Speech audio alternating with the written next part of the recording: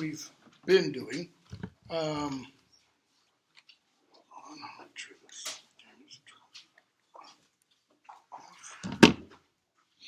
And rather than what I did the other day, kind of going through, chapter by chapter and, brief overview, let's begin with questions.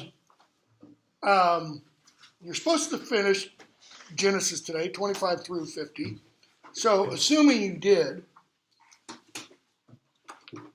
what questions, if any, do you have about anything in those chapters or the earlier chapters?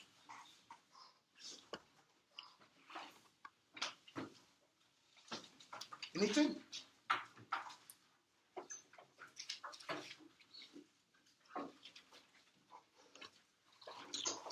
Okay, let's pick up with chapter 25 then.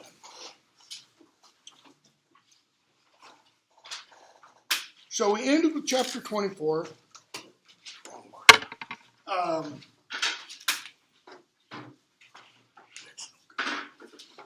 With Isaac marrying Rebekah. Okay? So chapter 25 begins. Abraham marries again. Okay? Got more children. He lives 175 years, and then he dies. He gets buried in the exact same place he buried his wife. You're going to see a theme here, because later on, Isaac's going to be buried in that same place. Okay? And Jacob is going to say, later Israel, is going to say to his sons, and when I die, you're going to bury me in that same place. And then Joseph is going to say to his family, and when I die, after we've been in Egypt all these years, you're going to take my bones back, and you're going to bury me in that same place. Okay? So in 25, we get verse 19 and following, the descendants of Isaac, Abraham's son. We find out when Isaac's 40 years old, Rebekah's 20.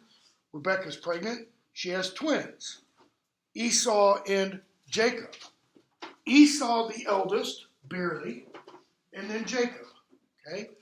Describe the differences between Esau and Jacob, because Genesis tells us they're very different.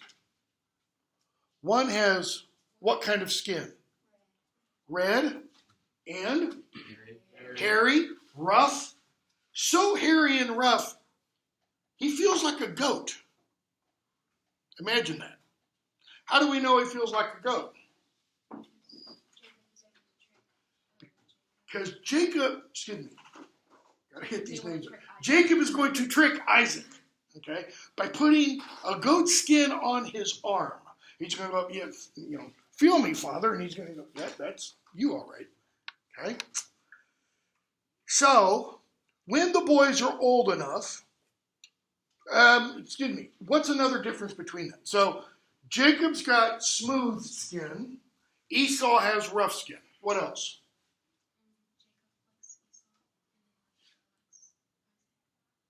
Say that again, louder. Jacob likes Esau more and Rebekah likes Isaac. Isaac likes Esau more. Okay. Rebekah favors Jacob. Okay. What else? Esau is like master hunter, and then Jacob can't really do any of that stuff. Esau's your quintessential outdoorsman. And Jacob likes to sit inside and read poetry and listen to music. Okay? Louder? And make stew. Okay? So, one day, Esau's out hunting, and apparently does a pretty good job of it, because he comes back, and he's got some kill, but he's dying of thirst. And Jacob's sitting there, and he's got like a big pot of water and food. And what does Esau agree to do for that food? He sells his birthright. Now, what's his birthright? How important is your birthright? He's the eldest. So everything that goes along with being the eldest, he transfers to his brother. Well, what does that mean?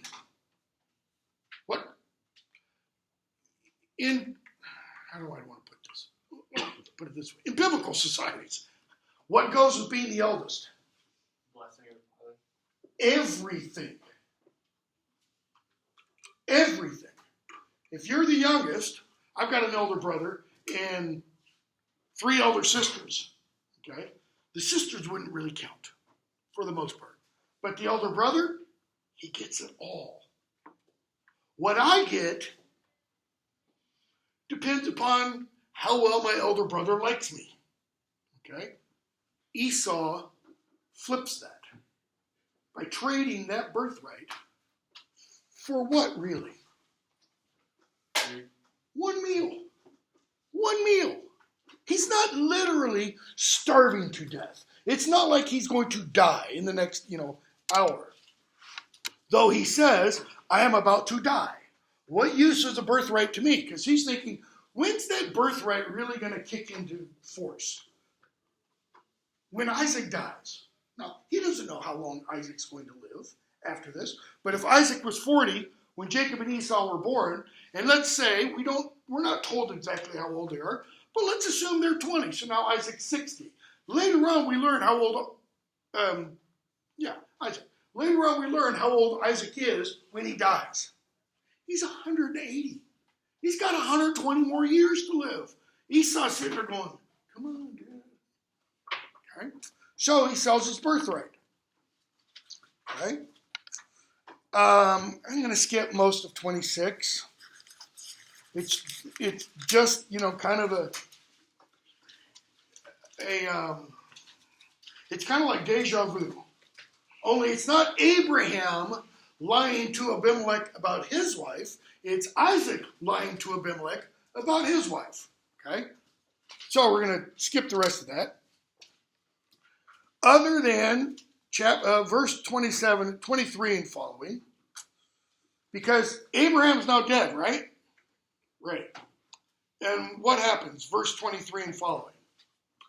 God comes to Isaac and kind of, taps on his door, metaphorically, and says, by the way, the promise I made your father, that will come through you. That is, that promise is still in effect. I haven't forgotten. Right? I am the God of Abraham, your father. Fear not, for I am with you, will bless you, multiply your descendants for my servant Abraham's sake. So Isaac builds an altar there. Okay? 27 of chapter 27. So Isaac's now old. His eyes are dim. And that's both literal and metaphorical. Literally, he's going blind. Metaphorically, his time's running out. His light is diminishing. Okay? And so, because he is nearing the end, what does he want to do? He wants to give his blessing. Traditional in this kind of culture. So, he calls for whom?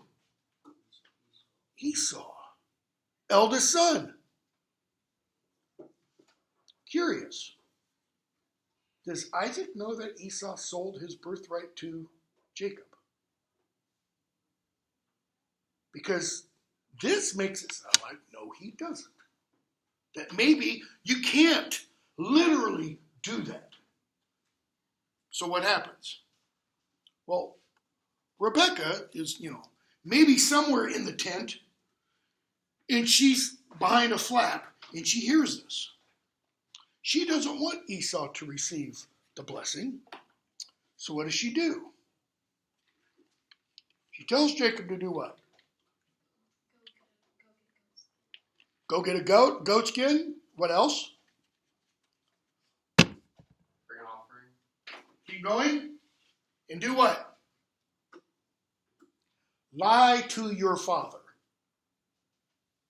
She says, I'll make the stew the way he likes it, the way Esau would make it. She wants him to pretend to be Esau.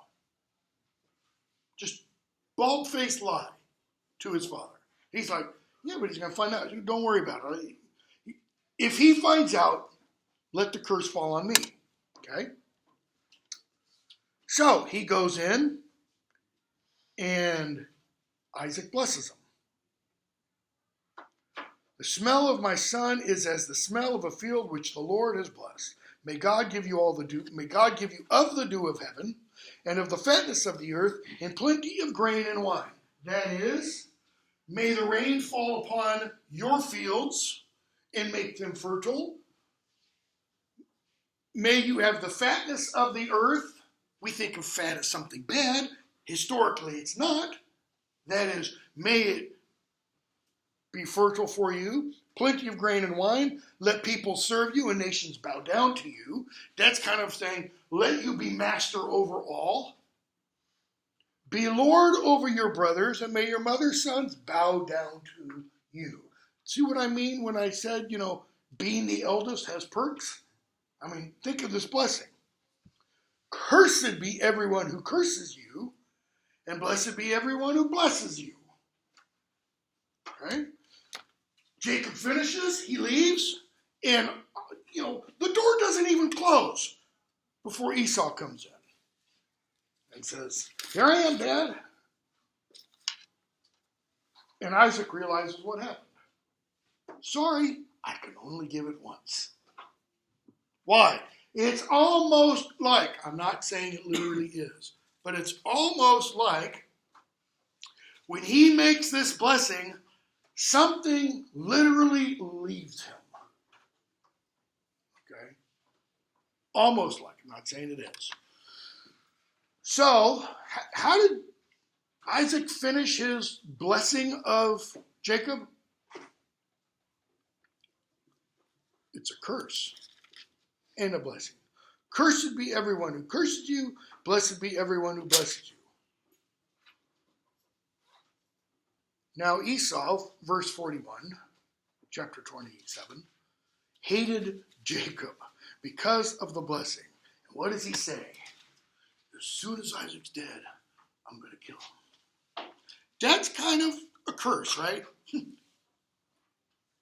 So, Rebekah tells Jacob, and he flees.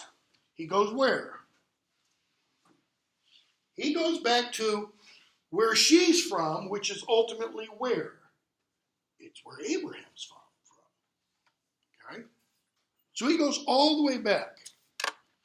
And he comes to a certain place, chapter 28, and God speaks to him.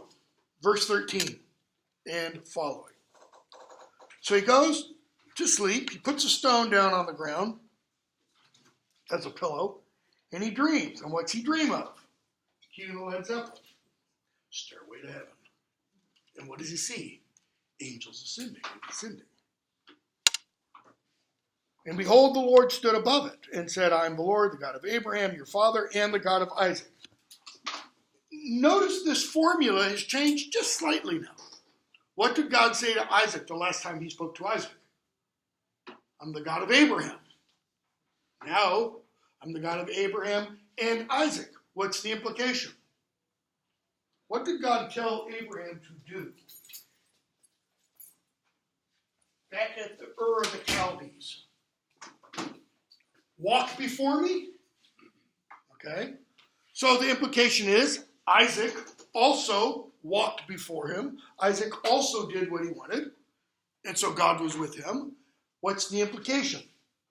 And Jacob, if you do the same thing, guess what I will be to your descendants?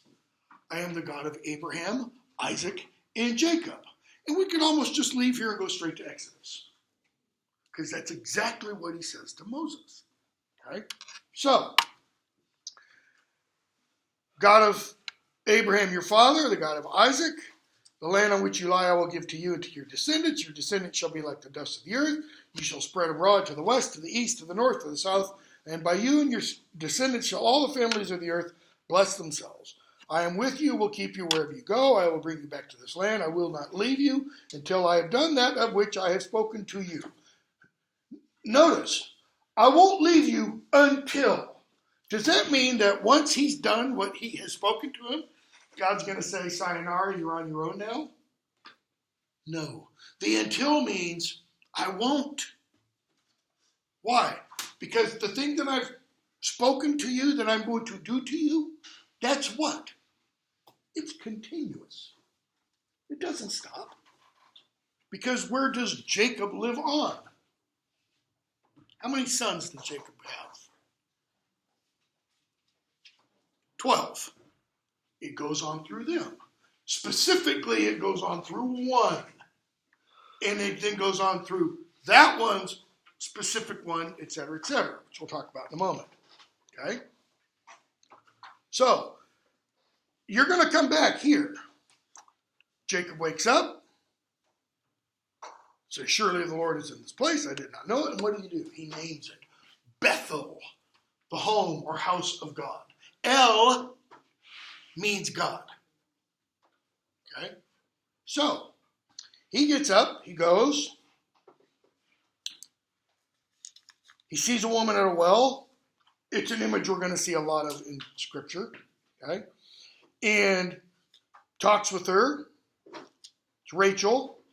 Now when Jacob, 29:9, when Jacob saw Rachel, the daughter of Laban, his mother's brother, and the sheep of Laban, his mother's brother, Jacob went up, rolled the stone away, and does what? And then he kisses her. We're not told that this is a welcome. He just kisses her. Okay? Long story short, what does he agree to do for Rachel's hand in marriage? 7 years. Be a slave. He's going to work for him for 7 years. The 7, what's that mean? It means he's essentially owned by Laban. This is indentured servitude for 7 years. Okay? Laban, however, has kind of other things in mind. Why? What trick does Laban pull? He gives him the elder daughter, Leah, on the marriage night. All covered in veils. She goes into the bedroom. He goes into the bedroom. She's all covered in veils. He, after consummating the marriage, gets the veils on. And it's not who he thought it was. It's the older sister. He goes and asks Laban, yeah, well, we're from, you don't give the younger daughter in marriage first. The older one has to be married off first. Tell you what, you can have both. 2 for the price of 1, as it were. Okay? For another 7 years. Now that's 14 years. But how long does Jacob actually stay with him? 20 years. Why? Because he won't let him go, essentially. But when he does leave, what does Jacob leave with? Louder? His household gods. Jacob doesn't. Rachel does. Rachel takes one of his household gods. Okay? What else does Jacob, Rachel, Leah, and their children leave with? Cattle, goats, sheep, camels. How many? Tons of them. Why? Because God blesses everything Jacob does for Laban. Okay? And you get the long passages about, taking the strips of wood and peeling it, putting it in front of the cattle, and so you get striped cattle, all that kind of stuff. We're going to skip all that. Okay? So, pick up with the end of chapter 29. So, it's obvious Jacob loves Rachel. Just adores her. Leah, not so much. So God makes Leah fertile. Every time he has sex with her, boom, there's a child. And we're told, beginning verses 31, Rachel is barren, Leah is not. Rachel is barren, Leah is not. Leah produces a son, an eldest son, Reuben, and then Simeon, and then Levi, and then Judah. 4 sons right off the bat, so to speak. Rachel's getting a little upset because she's not having any kids. So what does she do? She pulls a Sarai. When she was Sarai, before she was Sarah, I apparently can't have kids. Here, take my handmaid. Sleep with her. And whatever she produces, we'll call that one mine. Jacob's like, whatever. And Bilhah, her maid, gives him Dan and Naphtali. And those two, whenever they're mentioned in the Old Testament, they're always mentioned together. Why? Well, the first four are four sons, single mother. The second two sons of a single mother. Leah stops having kids. She's getting a little worried because now Rachel's producing through her handmaid. So she gives, I get all these names mixed up. Jacob, he's the father, gives her maid, Zilpah. And what happens? She has children, Gad and Asher. So how many sons does he have now? He's got 4 by Leah, okay, 2 by Rachel's handmaid, Bilhah, 2 by Leah's handmaid, Zilpah. So there's 8. Okay. So Rachel goes to her sister, says, give me some mandrakes. She's hungry, you know. And she says, I'll give you some, but you got to let me sleep with Jacob tonight. Fine. And so God hearkens to Leah, we're told, and she bears another son. This is number 9 now. Number 9 total. Number 5 by Leah, Issachar. And then another one, Zebulun. Okay? And then a daughter, Dinah. The daughter's important.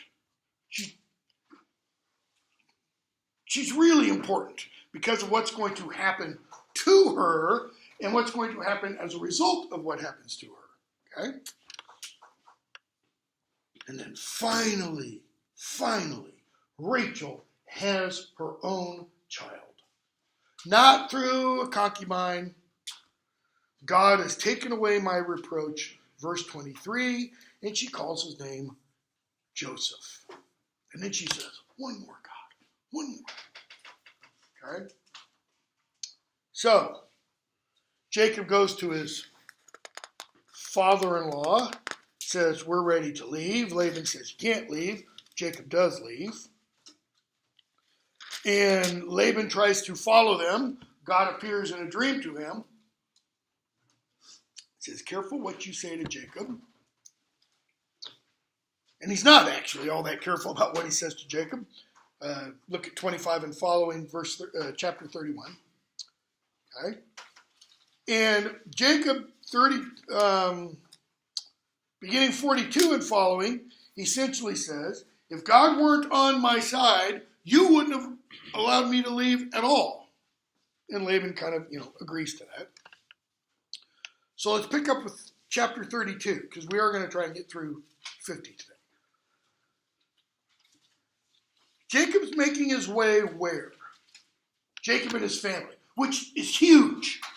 There are hundreds, okay, of animals at least, and a pretty large number of people. Okay?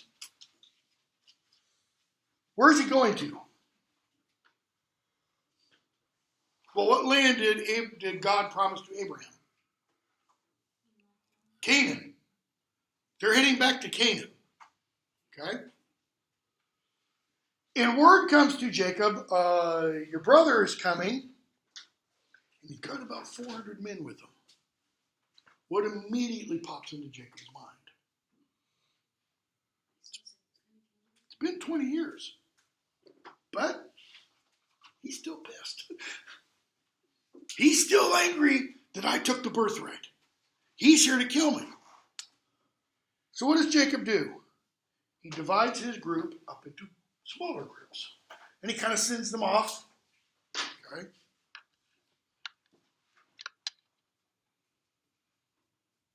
Let's see where to pick up. So, chapter 32, Jacob lodges there that night. And verse 24, after he meets with some of Esau's, men and such, he falls asleep. Well, his family falls asleep. Everybody else falls asleep. But he doesn't. Verse 24, and Jacob was left alone, and a man wrestled with him until the break of the day.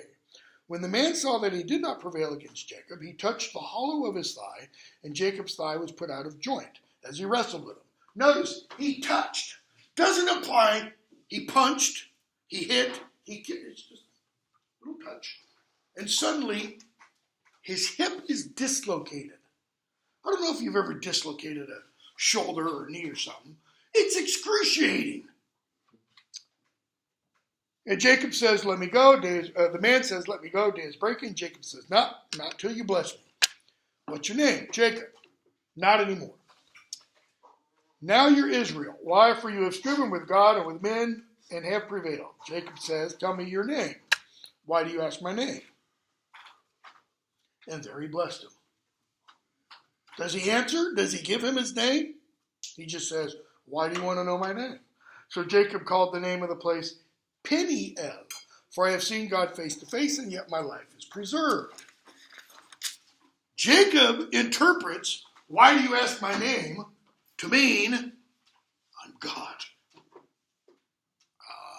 I wrestled God, and I'm still alive. Okay? So, chapter 33, Jacob lifts up his eyes and looks, and behold, there's Esau coming. Notice, it's almost like Jacob finishes this wrestling match. He blesses, God blesses him. He blesses God in return. And then, no longer focused on himself and what's going on with him, he looks up and there's Esau. And notice what we're told about Esau. Verse 4 in chapter 33. Esau does what? He runs to meet him. Why is this significant? Esau doesn't kill him. Why else? Think, if you're familiar with it, New Testament. He's forgiven him. Jesus is going to tell a parable in the New Testament about a prodigal son.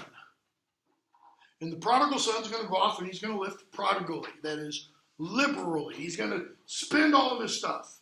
And then he's going to wake up one morning and he's going to go, I'm a damn fool. He comes to his senses, Christ says. And so what does he do? He gets up out of the pig muck and he goes back home. And when he goes back home, Christ says, his father was looking for him. And when he sees his son, he runs out to meet him. Probably, because Christ has this in mind. Because this isn't what's expected. Nor does the prodigal son expect his father to come out to him. What does he say? Bring me back in how? Not as a son, as a slave. But Esau runs, and he sees the women and children. He says, who are all these? And Jacob says, God has blessed me. The maids draw near, the children, Leah, etc., etc. And Esau says, what do you mean by all this company which I met? To find favor, and Jacob says, to find favor in the sight of my Lord. That is, he has everybody come forth, and Esau's like, what? To bow down before you. Why is Jacob doing this? Is he merely sucking up to his brother? I mean, that's partly it. He's acknowledging what? Okay, what else? He was wrong. He was wrong. You are my elder. Okay? For truly, Jacob says, Jacob/Israel, we have to use that kind of from now on. For truly to see your face is like seeing the face of God. With such favor have you received me. With such favor means how? With favor like God's. Now, what's Jacob really saying there? This is reconciliation. This is real reconciliation. One of the most famous blessings of the Old Testament, which we don't hear until we hear Moses, just before Moses dies, is, may the Lord make his face to shine upon you. That is, be looking at you. What's one of the worst curses? May the Lord make his face to turn away. What does Christ say hanging on the cross? My God, why hast thou the forsaken? It's turned away from me. Why have you turned? Look at me. Okay. So, chapter 34. This is where Dinah gets important. So, they go to the land of city of Shechem in the land of Canaan. And they camp in front of the city. And Hamor, Shechem's father, is there. And they buy some land. And Dinah goes out to visit the women. Apparently, she has no sisters, none that we're told of. And Shechem, son of the tribal leader, seemingly the person for whom the town is named, looks at her, and we're told he seized her and lay with her and humbled her. He raped her. She's beautiful. He rapes her. And then he and his father go to Jacob and say, he wants to marry her. Okay?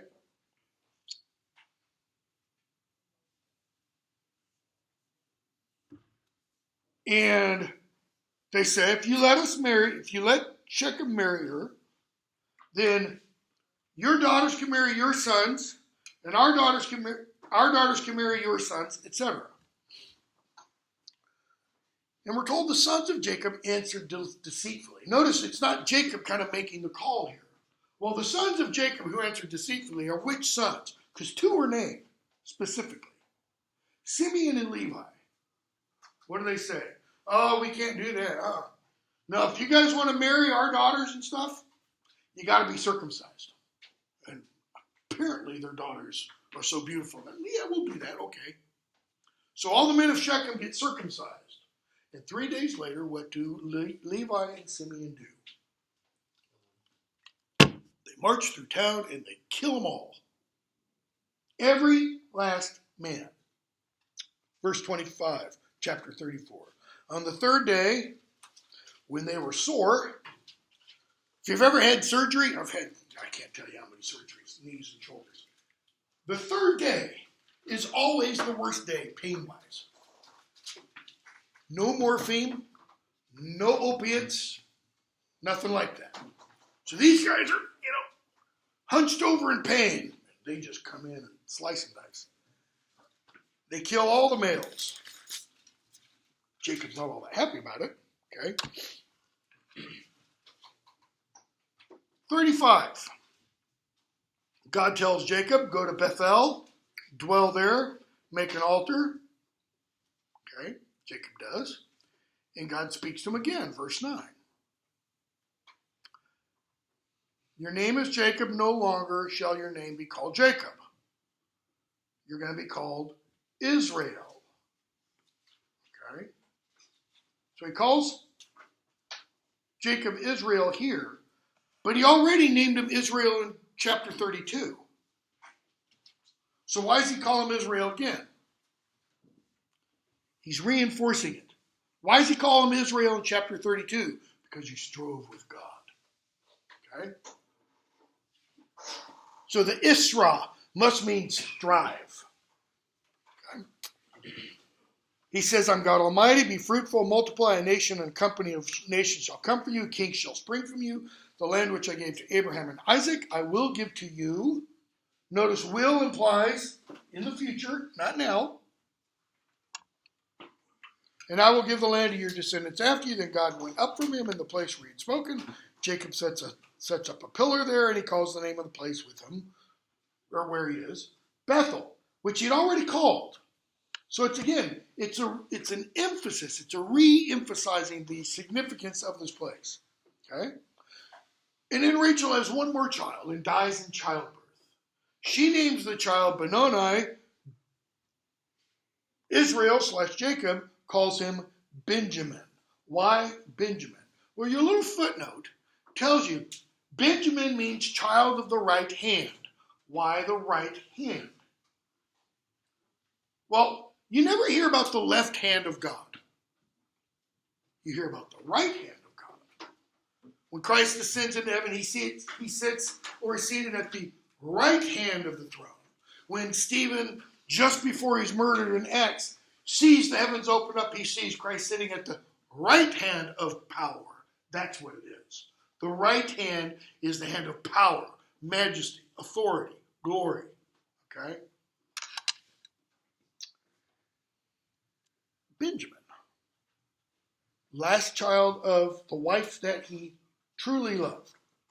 Then we get Jacob's sons named all in order. Okay? Isaac dies. Chapter 36, we get the descendants of Esau, which we're not going to discuss. And then beginning with chapter 37, we get one of the greatest and longest stories of, well, definitely of Genesis, but almost even of the Old Testament. Because everything from 38 to the end is ultimately all about whom? Joseph. Okay? So Joseph's born, and we're told Jacob does what about Joseph? Loves him more than any of his other children. Okay. If you have multiple kids, never a good thing to do, to favor one over the others. Okay? He gives him a coat, a robe with sleeves. Notice, is it a coat of many colors? No, it's a coat with sleeves. Apparently, the other brothers have tunics with no sleeves. He gets sleeves, keeps him warm in the winter and such. Okay? And what are we told is unique about Joseph? He's a dreamer. He's a dreamer. Which can mean what? Not a doer? What's the difference between Jacob and Esau? Esau goes out and kills what he eats. Jacob goes to the store and cooks it. Okay? Joseph's more like Jacob than he is like his uncle Esau. So what does he dream? His first dream that we're told of.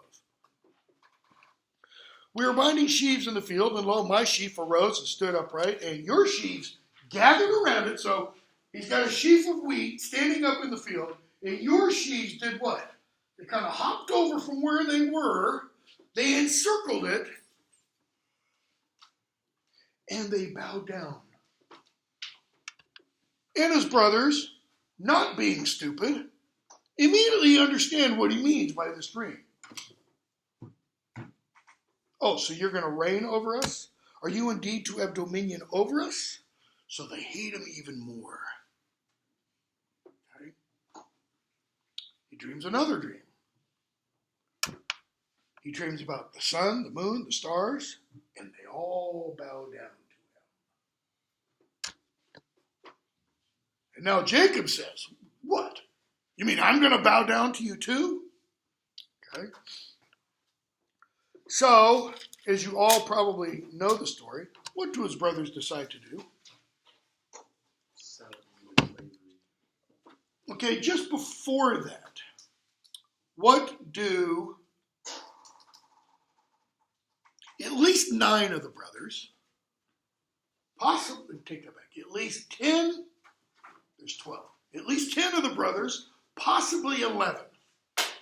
Not quite sure about Benjamin, but I think he's included. What do they want to do? They want to kill him. Who stops him from killing him? Reuben. Why? Come on, he's our brother. Dad loves him. It'll break his heart. No, let's not kill him. So they throw him in a pit. They go to eat. Men come by. They sell him into slavery. Reuben's not there at the time. He comes back. Okay. Finds out what they've done. They take the coat, smear it in blood, take it to her father. Here's what's left. Okay. He recognizes it. Verse 33, chapter 37, said, "As my son's robe, a wild beast has devoured him. Joseph is without doubt torn to pieces," blah, blah, blah. And then we get chapter 38, which is all about Judah and his sons, specifically his son Onan. Well, go back a little bit before. His son or Er, and his wife, and dies, and then Judah tells his next son, Onan, marry Tamar, continue his, line and such. He disagrees. None of his other sons will marry her.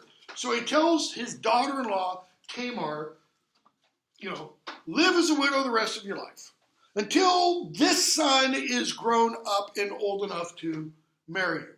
She agrees. Okay. And then several months / years possibly later, Judah's walking around. He sees a hooker in a gate. He thinks she's a hooker because she's dressed like a hooker. And we know she's not a hooker. She's not a prostitute. It's Tamar, who has heard Judah is walking around, and she takes off her widow's clothes and dresses the part. And Judah has sex with her. This is his daughter-in-law. Okay?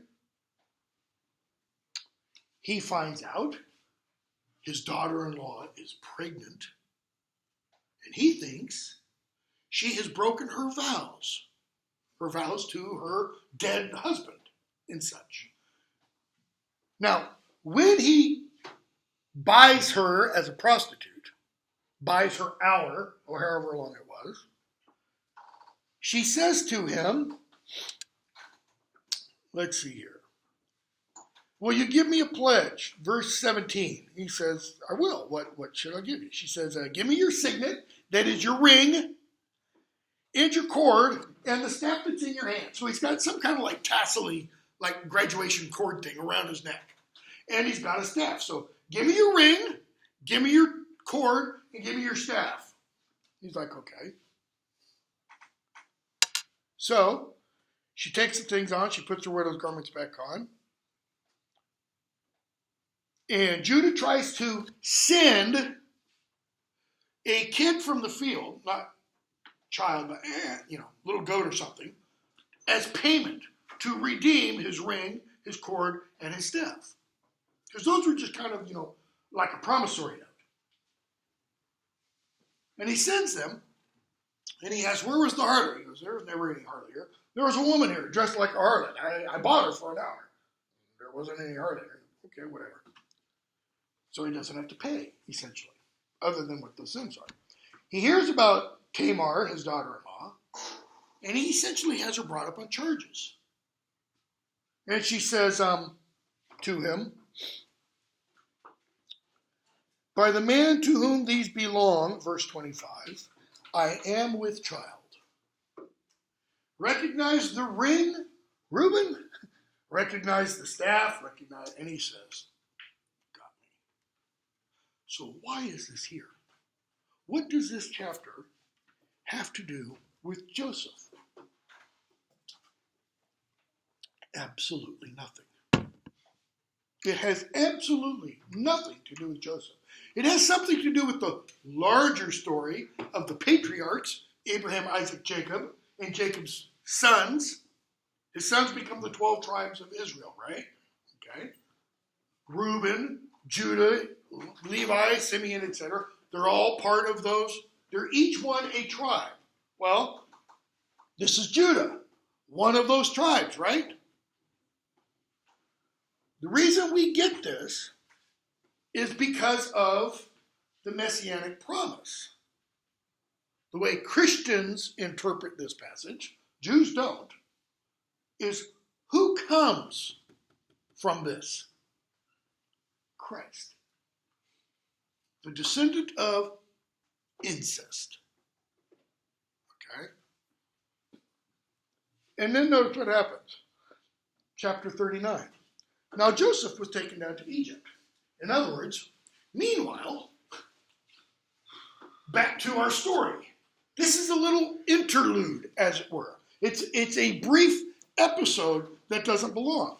So, meanwhile, let's get back to the real important stuff. Joseph's taken down to Egypt. And what do we hear in chapter 39? Sorry, my sinuses are driving me crazy. Joseph is what? Verse 6. Joseph was handsome and good looking. Handsome and good look. What's the difference between handsome and good looking? In other words, he's the real deal. Joseph is a looker. And he gets placed in this guy's house, Potiphar's house. And what does Potiphar's wife think? He's handsome and good looking. Ladies, pick your model for, Joseph. I've done this before in other classes with different, characters, and I hear, Brad Pitt,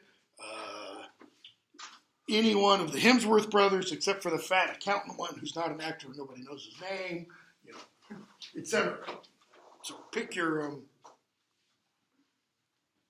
hunk, kind of a thing. And what does she do? Lie with me. He's like, hell no. You're my boss's wife. I can't do that.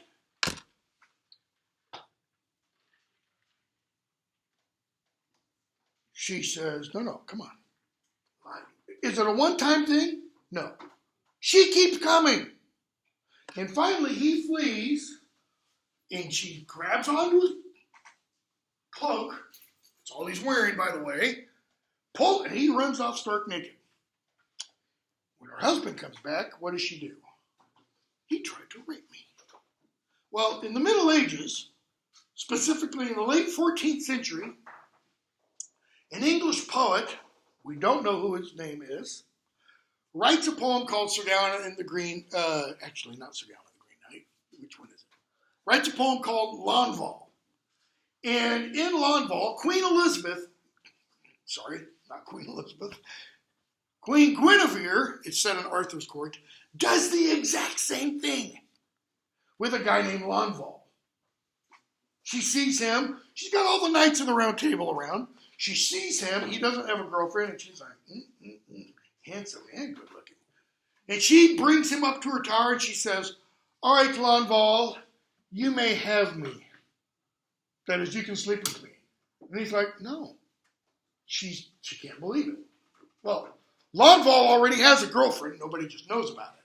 Why? Because she's a fairy. She is an elven queen. She's the queen of the other world. Yeah, there could be some symbolism there, Mary kind of stuff going on. But she's real, because he has sex with her whenever he wants. We're literally told. All she says is, whenever you want me, kind of just call and I'll be there. And along with her, untold wealth. He gives away all kinds of money, and he has even more in the bank. Okay? So Guinevere says, have sex with me. He says no. He doesn't just say no. He says, I serve and love one who is so far above you, her scullery maids are better than you. That's like the women who wash the dishes and empty the chamber pots are more beautiful than you, Guinevere. Not the right thing to say to Guinevere, if you know anything about Arthurian literature. Okay? She has the same kind of response as Potiphar's wife does. She has him thrown in jail to be killed. Okay? Launval's fairy princess comes to rescue him at the end. She doesn't rescue him by breaking him out of princess. She comes in the trial scene, when the knights of the round table are to judge Launval. She walks in essentially and does this.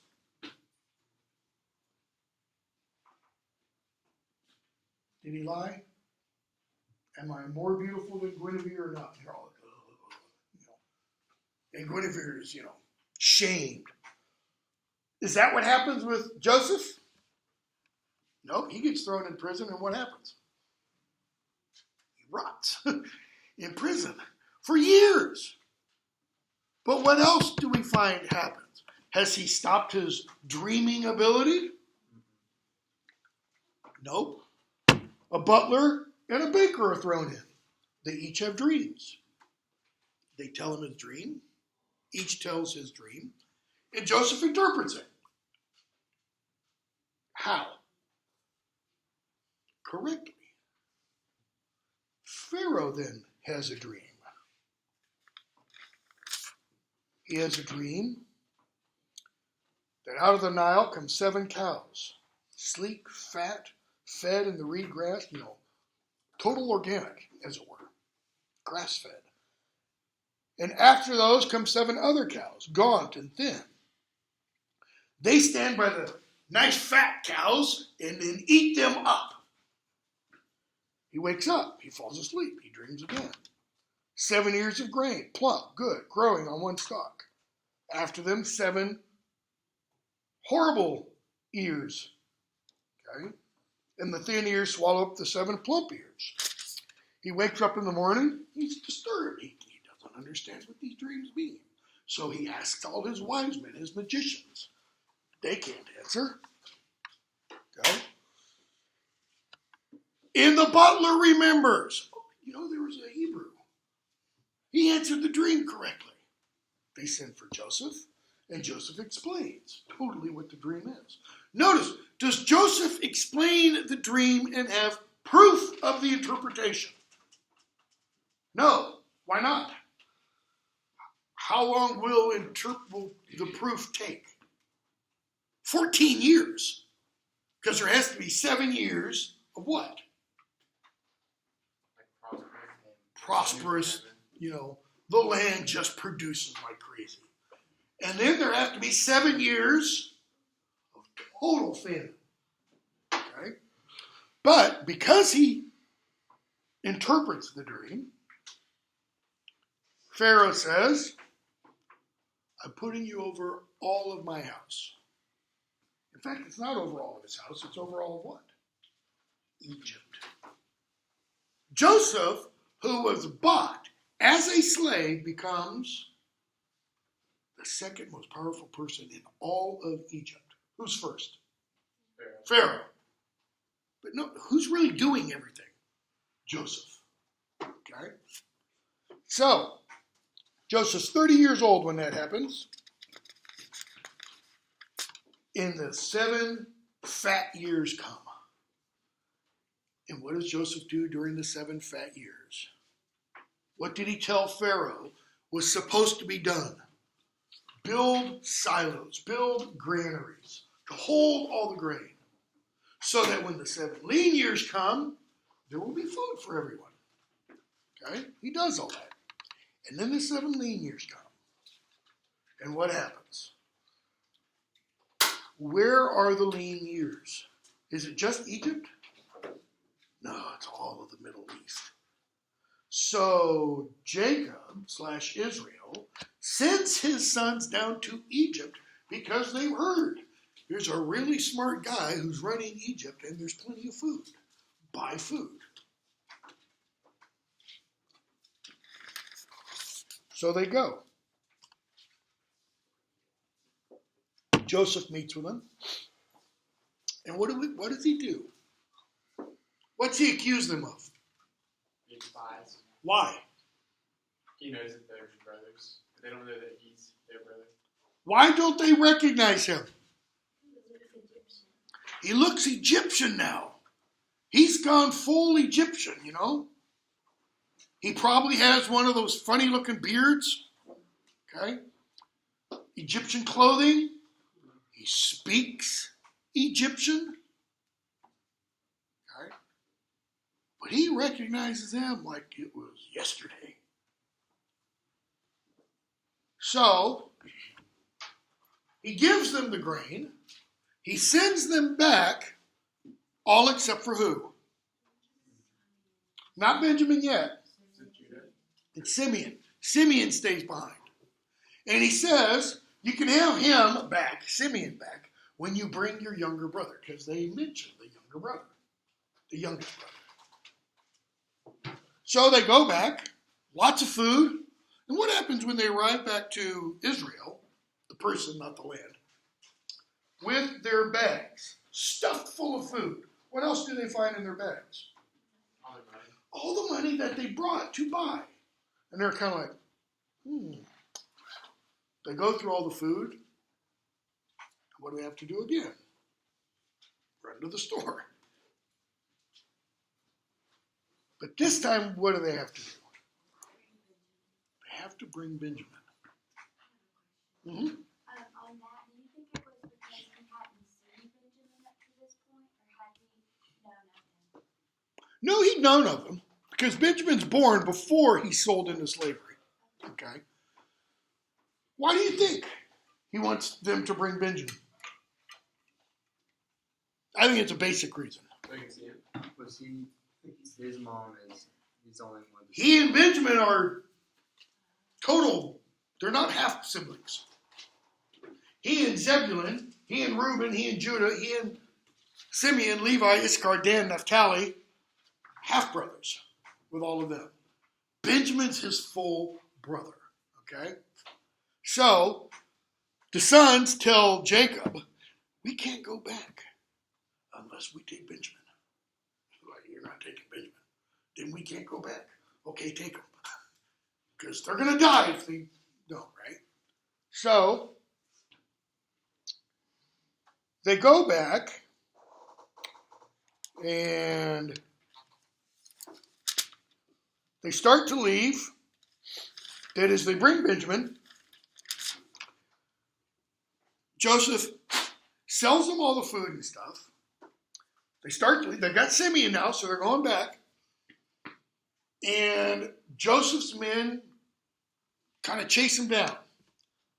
They open up the bag on Benjamin's camel, and what do they discover? A stolen cup. Okay.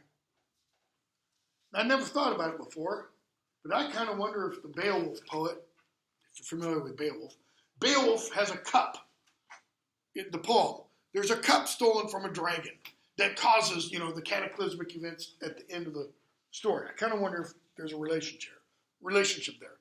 Anyways, the stolen cup. So they bring him back, and we're told,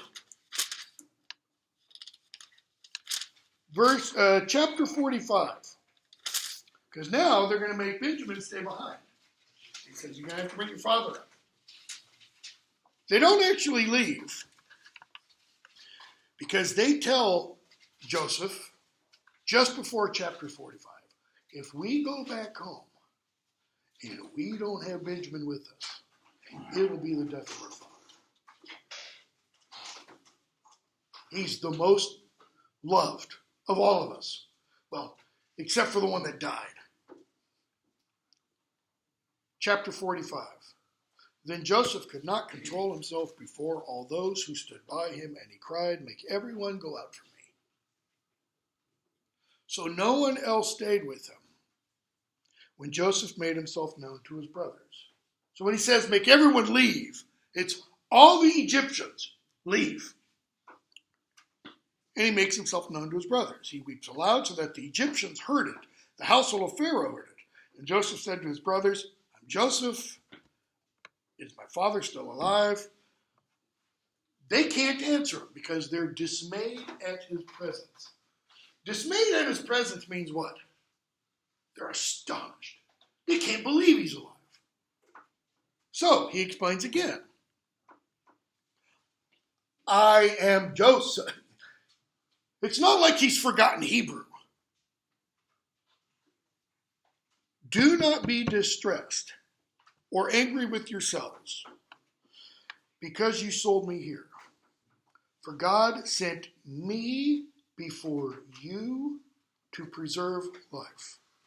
Notice, I came what? What does God tell Abraham to do? Walk before me.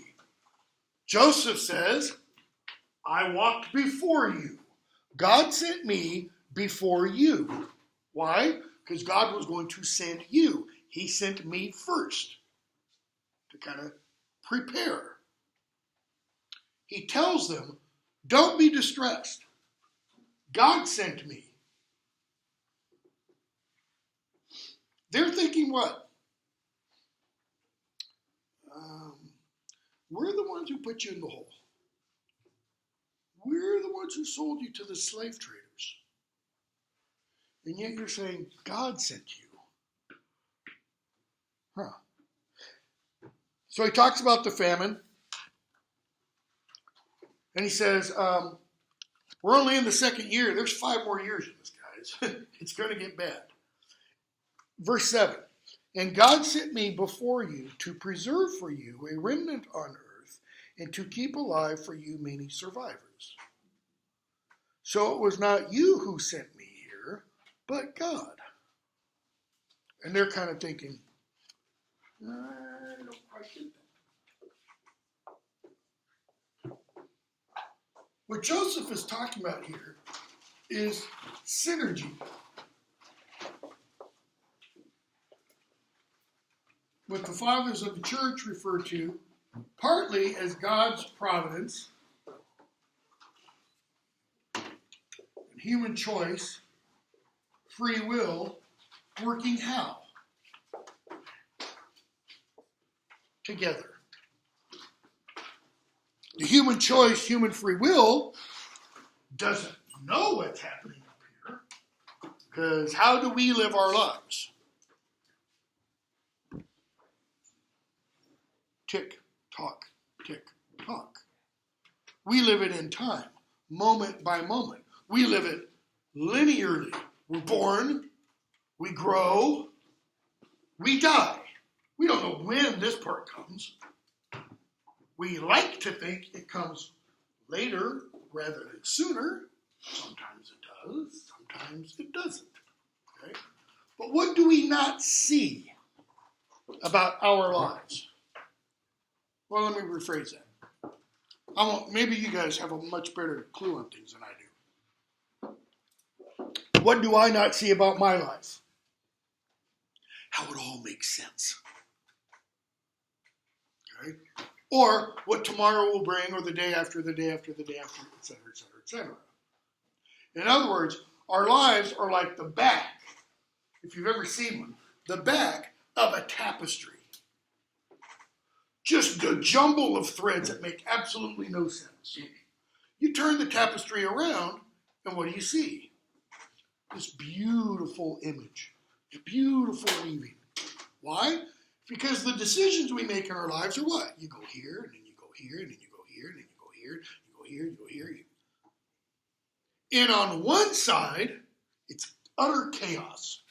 And on the other side, that is, on this side, it all makes sense. Down here, we're all like a walking, living, breathing, eating, drinking, sleeping Jackson Pollock painting. You get 10 gallons of paint, and you just splatter it all over everything. But you go farther and farther and farther away, and what do you start to see? Patterns. It's like, right now, you stand up here, you look out the window, you can see certain things. Go into the middle of the Midwest, stand in the middle of a cornfield, and what do you see around you? Corn stalks. Get in a helicopter or get in a plane and go up. And what do you start to see? Not just individual corn stalks, but patterns of fields, patterns of areas of property, just greater and greater and greater and greater patterns. Okay? So, they go back to Israel and they tell Jacob. Chapter 45, verse 26. Joseph is still alive. He's ruler over all the land of Egypt. And he faints because he didn't believe him. Well, why didn't he believe him? Here, Dad, is Joseph's coat soaked in blood. So, Jacob / Israel goes to Egypt, and God spoke to Israel, 46 verse 2. God spoke to Israel in visions of the night and said, Jacob, Jacob. He said, here I am. Notice he calls him Jacob. Here I am. He says, I am God, the God of your father. Do not be afraid to go down to Egypt. I will there make of you a great nation. I will go down with you to Egypt. I will also bring you up again, and Joseph's hand shall close your eyes. That is, and when you die, your son will be there by your side. Okay? So, he does. He goes in, he goes down, and his father and everybody are brought back up. Pharaoh meets Jacob, and what does he do? He blesses him. Jacob blesses Pharaoh. Pharaoh blesses Jacob. What land does he give him? The best land of Egypt. Goshen is in the, get the right river. It's not the Tigris. It's not Euphrates. The Nile Delta. Okay? Very, very rich soil. They give that to the Hebrews. Why? What kind of job do the Hebrews do? They're shepherds. They keep cattle and such, which was looked down upon by the Egyptians. Okay? So we're told, verse 20, chapter 47, Joseph bought all the land of Egypt for Pharaoh, for all the Egyptians sold their fields. Land became Pharaoh's, etc., etc. He made slaves of them from one end of Egypt to the other. That is, Pharaoh made slaves of the Egyptians because the people sold them all their land. What was it Ben Franklin said about security and freedom? Ties it here somewhere. So Israel, verse 27, dwelt in the land of Egypt and the land of Goshen. They gained possessions in it. They were fruitful. They multiplied exceedingly. Well, kind of remember what Jacob did back in the land of Laban. He had the cattle and everything, and the way he bred them, they just kept. Well, the same thing kind of happens here. And what happens? They become so numerous, they become powerful. So that when Exodus opens, what do we hear? Pharaoh and the Egyptians are now a little afraid of the Hebrews because they're afraid they might eventually overpower them. Okay? So, Jacob lives in the land of Egypt, verse 28, chapter 47, 17 years. That is, from the time he leaves Canaan and goes to Egypt, he lives another 17 years. And he dies at 147. Abraham lived 175. Isaac lived 180. Jacob now gets cut down quite a bit. When Joseph's going to die, I think he's 110. We're getting closer and closer as we move years away from Eden, closer and closer to the psalmist's 310 number. Okay? So, Jacob's about to die. And he tells Joseph, bring your sons so I can bless them. And Joseph brings his two sons, Manasseh, the eldest, and Ephraim. So he wants the right hand to go on Manasseh, left hand on Ephraim. Right hand, power, authority, all that. Birthright. And what does blind old Jacob / Israel do? He goes, no. You got to mix up there, Dad. This one's Manasseh. I know what I'm doing. What happened to him? He was the youngest. He got the blessing. I know my son, verse 19, chapter 48. I know. He also, that is Manasseh, shall become a people. He also shall be great. Nevertheless, his younger brother shall be greater than he. His descendants shall become a multitude of nations. So then, just before he dies, what does Jacob do? Kind of, quote unquote, blesses his sons. It's not really a blessing. He kind of gives a brief description of them. Reuben, Zebulun, etc., etc. Okay?